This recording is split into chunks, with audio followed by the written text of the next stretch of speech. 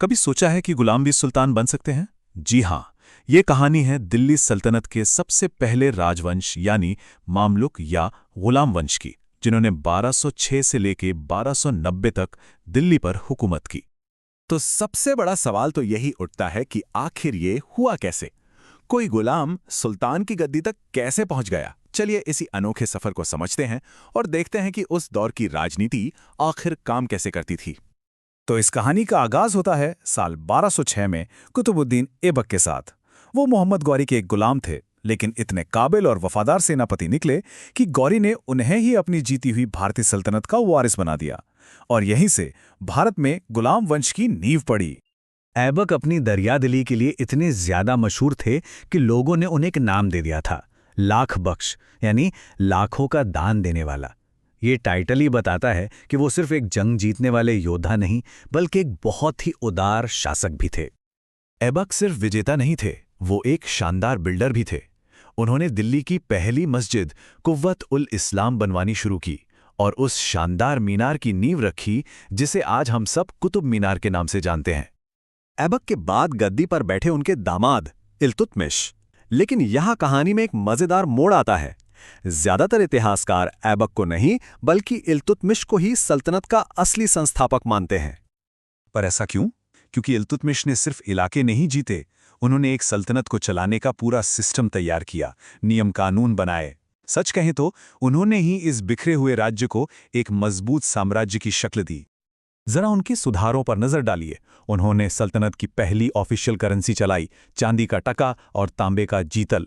उन्होंने इक्ता सिस्टम शुरू किया, जिसमें सैनिक अधिकारियों को सैलरी की जगह जमीन दी जाती थी। इतना ही नहीं, उन्होंने बगदाद के खलीफा से सुल्तान आजम का टाइटल लेकर अपनी हुकूमत को एक कानूनी पहचान भी दी।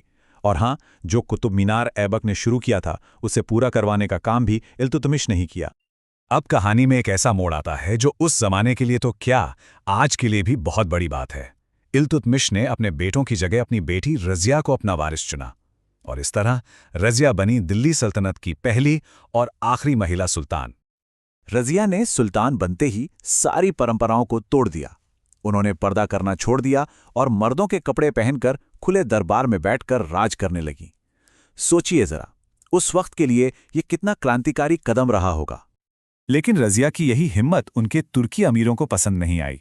जब रज़िया ने एक अबीसीनियाई गुलाम याकूत को एक ऊंचा पद दिया, तो ये अमीर भड़क गए। उन्हें एक औरत का हुक्म मानना और एक गैर तुर्क को आगे बढ़ते देखना, दोनों ही बातें गवारा नहीं थीं, और इसी बगावत ने आखिरकार रज़िया के शासन का अंत कर दिया। रज़िया के बाद कुछ कमजोर शासक आए और फिर दिल्ली के तख्त पर बैठा गयासुद्दीन बलबन। और इसकी कहानी भी कमाल की है। ये खुद कभी इल्तुतमिश का गुलाम हुआ करता था, जो अपनी काबिलियत के दम पर सुल्तान बना। बलबन ने सल्तनत को मजबूत करने के लिए एक बहुत ही सख्त पॉलिसी अपनाई, जिसे कहते हैं रक्त और लौह की नीति। मतलब साफ था, बगावत करने वालों के लिए कोई माफी नहीं, कोई रहम नहीं, सिर्फ और सिर्फ सख्ती। बलबन का मानना था कि सुल्तान कोई आम इंसान नहीं, वो ज़िले इलाही है, यानी धरती पर खुदा की परछाई। इस एक सोच से उसने सुल्तान के पद को इतना ऊंचा बना दिया कि किसी अमीर की हिम्मत ना हो कि वो उसके खिलाफ सिर भी उठा सके। अपनी ताकत को दिखाने के लिए उसने दरबार में 2 ईरानी रस्में शुरू की। सिजदा, यानी सुल्तान के आगे झुककर जमीन को छूना, और पाबूस, यानी सुल्तान के कदमों को चूमना। ये रस्में हर किसी को याद दिलाती थीं कि सुल्तान की ताकत सबसे ऊपर है। तो देखिए, एक ही वंश था, लेकिन शासन का तरीका कितना अलग था। एक तरफ कुतुबुद्दीन ऐबक, जिसने अपनी दरियादिली से सल्तनत की नींव रखी, और दूसरी तरफ बलबन, जिसने खौफ और अनुशासन से उसे एक चट्टान की तरह मजबूत बनाया। बलबन इस वंश का आखिरी ताकतवर सुल्तान साबित हुआ।